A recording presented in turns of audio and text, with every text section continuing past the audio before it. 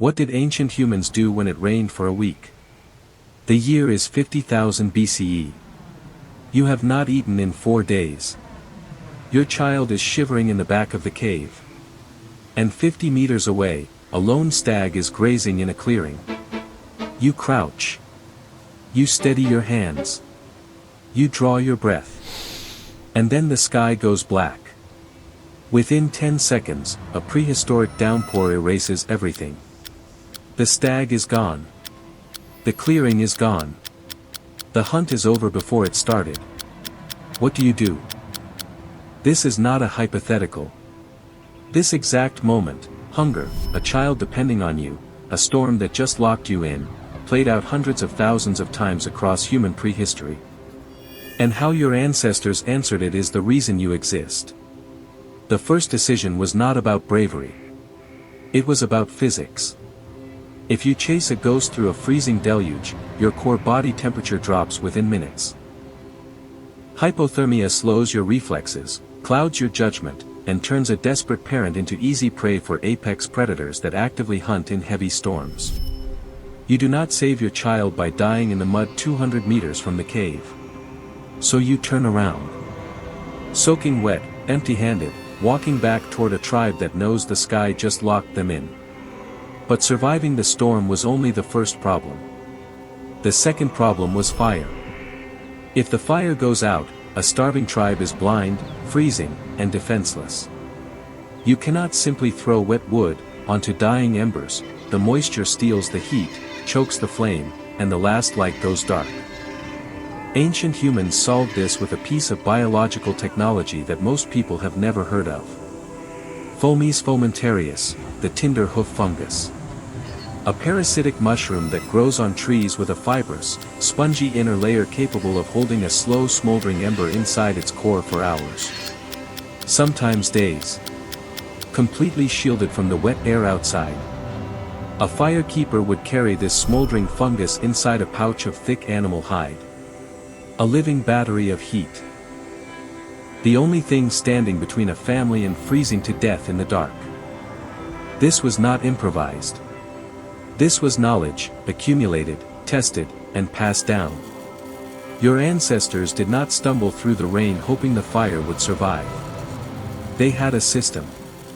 They had been here before. Now the tribe is inside. Confined. The rain is not stopping. For 7 days, hunting is impossible.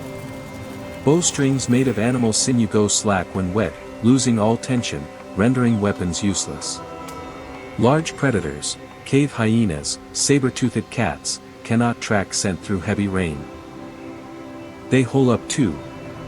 The wild goes quiet in a mutual standoff between everything alive and the water falling from the sky. Inside the shelter, the air thickens with wet fur, wood smoke, and packed earth. The tribe survives on whatever was stored, dried meat, rendered animal fat, raw bone marrow cracked from old kills. And then comes the part nobody talks about. 20 people. One small cave. 7 days. No tools to make, no game to track, no immediate task demanding attention. What do they do with 168 hours of forced stillness?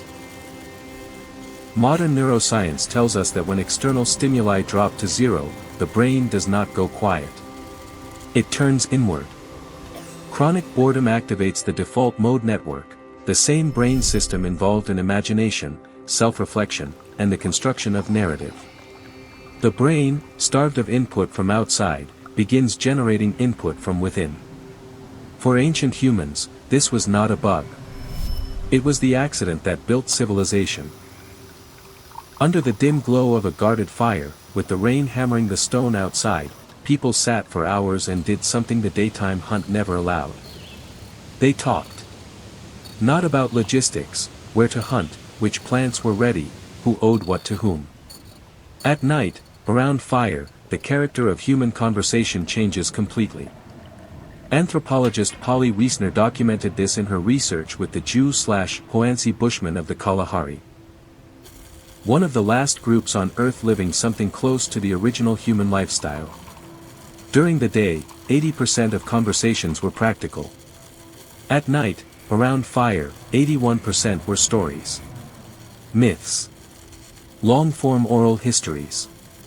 Songs that encoded survival knowledge in rhythmic, memorable patterns that could be passed to children who were not yet born.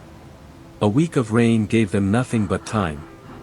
And time, for a mind with no screen to look at, becomes something strange and generative.